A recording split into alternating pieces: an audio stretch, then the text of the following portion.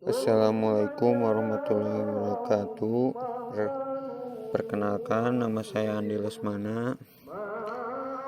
Saya akan mempresentasikan salah satu tugas sumber daya genetik, dan saya mengambil dari aplikasi berbagai bahan asal hormon alami terhadap penyetekan kenanga.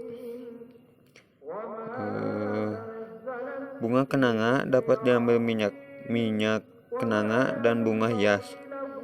Kenanga dapat diperbanyak secara generatif. Perbanyakan secara vegetatif masih sulit dilakukan, baik dengan stek, cangkok, okulasi, dan kultur jaringan. Penyebaran tanaman dengan cara stek, masalah yang sering dihadapi adalah kesukaran stek dan membentuk akar. Untuk mengatasi masalah ini dapat digunakan zat perangsang tumbuh yang mampu merangsang perakaran stek. Hormon adalah zat perangsang tumbuh yang secara alami adalah pada tanaman, baik pada daun maupun buah, salah satunya pada buah kelapa. Dari latar belakang, kenanga merupakan tumbuhan Asia Tenggara yang penyebarannya sampai ke Cina, bagian selatan, dan Australia. Bagian utara Indonesia, Pulau Jawa, pernah dikenal sebagai satu-satunya penghasil minyak kenanga di dunia. Bunga kenanga, selain diambil minyaknya, kenanga dimanfaatkan sebagai penghias pengantin dan acara ritual keagamaan lainnya, khususnya di daerah hulu Sungai Utara. Kenanga dapat diperbanyak secara generatif. Penyebaran secara vegetatif masih sulit dilakukan, baik dengan stek, cangkok, okulasi, dan kultur jaringan. Penyebaran tanaman dengan cara stek, masalah yang sering dihadapi adalah kerusakan stek dan membentuk akar.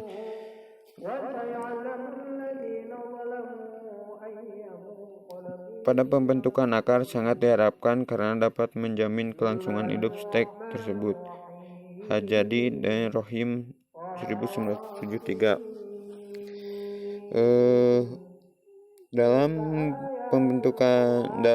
pengambilan perangsang tumbuh yang mampu merangsang perakaran stek, digunakan 5 hormon, yaitu auksin, giberelin, sitokinin, X-linkase, dan inhibitor dengan ciri khas dan pengaruh yang terhadap proses fisiologis.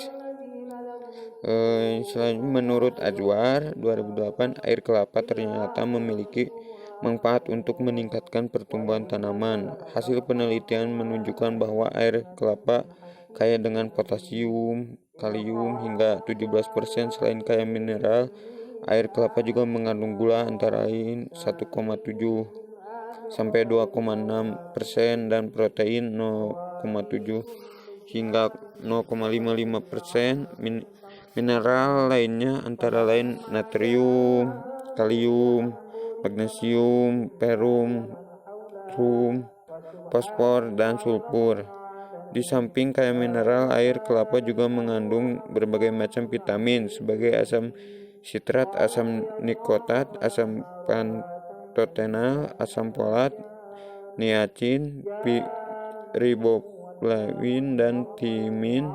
Terdapat pula 2 hormon alami, yaitu auksin dan sitokinin, sebagai pendukung pembelahan sel embrio kelapa.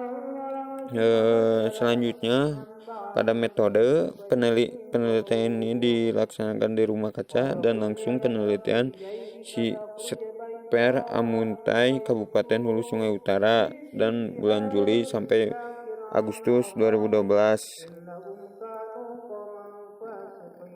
Percobaan ini menggunakan rancangan acak kelompok.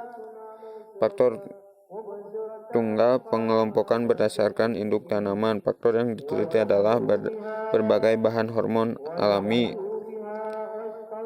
Terdiri atas 4 tahap, yaitu air kelapa tua, air kelapa muda, bawang merah, urin sapi. Masing-masing perlakuan terdiri dari 4 perlakuan dan dari 6 kelompok sehingga terdapat 24 satuan percobaan. Pelaksanaan percobaan meliputi pemotongan stek, peradaman stek, penanaman dan pemeliharaan. Pengamatan yang dilaksanakan pada percobaan ini adalah pengukuran kecepatan tumbuh stek, jumlah tunas dan jumlah daun umur 14, 21 dan 28 hari, panjang akar dan persentase tumbuh tunas umur 30 hari. Setelah data diperoleh, dilakukan uji homogen ragam Bartlett. Apabila data sudah homogen, maka dilanjutkan dengan uji F untuk mengetahui pengaruh pelakuan pada terap nyata 5%, sangat nyata 1%. Setelah itu dilakukan dengan uji beda nilai tengah menggunakan uji jarak berganda Dunat atau disingkat DMRT pada tahap nyata 5% untuk mendapatkan perilakuan terbaik. Dari hasil pembahasan dan hasil dan pembahasan, hasilnya berdasarkan hasil pengamatan yang telah diamat, terdapat tanaman kenanga dengan 4 perlakuan, maka didapat hasil bahwa setiap perubah pelakuan tidak dapat dilakukan pengambilan data yang dikarenakan semua stek yang disemai tidak ada yang tumbuh. Ini terjadi baik atau percobaan pertama, kedua maupun ketiga, dan pada percobaan pertama dan kedua stek yang disemai semua mengalami kematian yang ditunjukkan dengan ciri stek berwarna coklat kehitaman karena kering. Sedangkan untuk percobaan ketiga adalah beberapa stek yang tidak mati atau masih segar, namun stek tersebut belum menunjukkan tanda-tanda pertumbuhan seperti munculnya tunas dan akar. Yang selanjutnya untuk pembahasan, pada percobaan pertama dan kedua, semua stek yang ditanam pada percobaan pertama tidak mampu untuk menumbuh akar tunas. Kegagalan ini dialami waktu hanya 10 hari. Tempat percobaan di rumah kaca diduga menjadi penyebab utama kegagalan, di samping juga faktor stek itu tersendiri. Yang selanjutnya, menurut Hartman 1990, kisaran suhu yang baik untuk mempertumbuh perakaran adalah 21-27 Celcius. Setiap jenis akar mempunyai suhu berbeda-beda dan kisaran 21-27 Celcius untuk merangsang pertumbuhan primordial masing-masing jenis, sedangkan kelembaban udara pada bahan stek sebaiknya di atas 90%, terutama sebelum stek mampu membentuk akar, karena kelembaban yang tinggi akan menghambat laju evapotranspirasi stek serta mencegah stek dari kekeringan dan kematian. Tetapi kelembaban stek dan lingkungannya sebaiknya jangan juga terlalu tinggi, karena apabila media yang digunakan kurang steril, kelembaban yang terlalu tinggi justru akan memacu perkembangan mikroba pengganggu yang dapat menyebabkan kegagalan stek. Dan selanjutnya, sementara itu percobaan dilakukan musim kemarau sehingga suhu rata-rata 30 derajat Celcius, yang bahkan untuk rumah kaca biasanya suhu lebih tinggi daripada lingkungan di luarnya. Sementara kelembaban cukup rendah, yaitu berkisar 60-80%. Tingginya suhu dan hanya mampu bertahan 1 minggu, paling lama 10 hari setelah stek semuanya mati.